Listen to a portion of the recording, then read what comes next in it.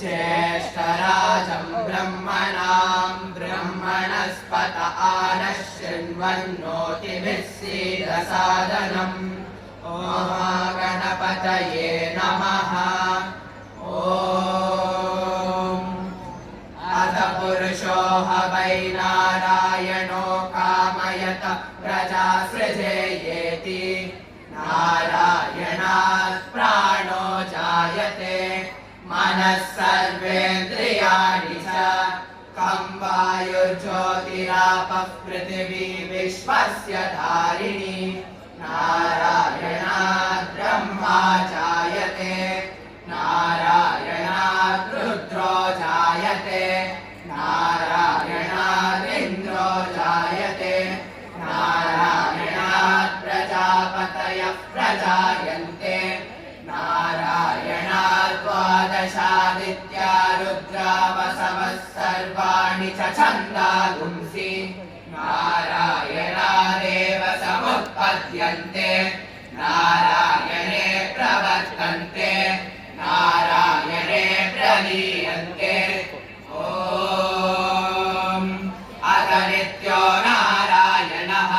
ब्रह्मा नारायणः शिवश्च नारायणः शक्रश्च नारायणः ध्यावा पृथिव्यौ च नारायणः कालश्च नारायणः दिशश्च नारायणः पूर्वश्च नारायणः अधश्च नारायणः अन्तर्बहिश्च नारायणः नारायण एवेदगुं सर्वं यद्भूतं यच्च भव्यम् निष्कलो निरञ्जनो निर्विकल्पो निराख्यातः शुद्धो देव एको नारायणः न द्वितीयोऽस्ति कश्चित् य एवं वेद स विष्णुरेव भवति स विष्णुरेव भवति ॐ इत्यग्रे व्याहरेत् नम इति पश्चात् नारायणायेत्युपरिष्टात् ॐ इत्येकाक्षरं नम इति द्वे अक्षरे नारायणायेति पञ्चाक्षराणि एतद्वै नारायणस्याष्टाक्षरं पदम् यो ह वै नारायणस्याष्टाक्षरं पदमध्येति अनपभ्रमः सर्वमायुरेति विन्दते राजापत्यगुं रायस्पोषं गौपत्यं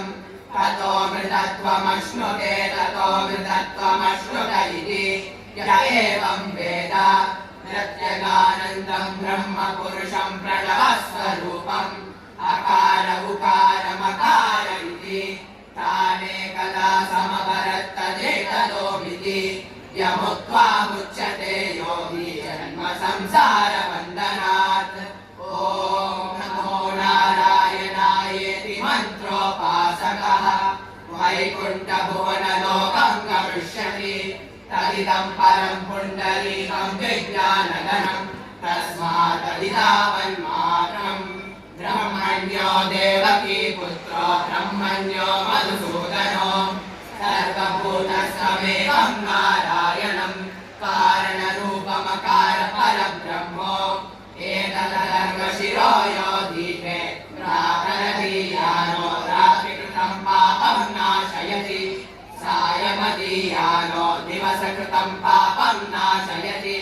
मायं दिनमादित्याभिमुखो धीयानः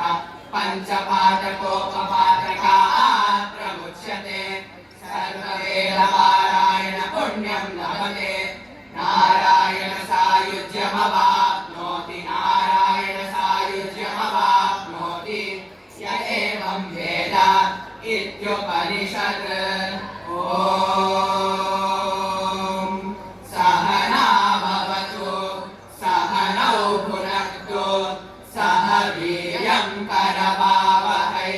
तेजस्विनावधीतमस्तु मा विद्विषावहै। ॐ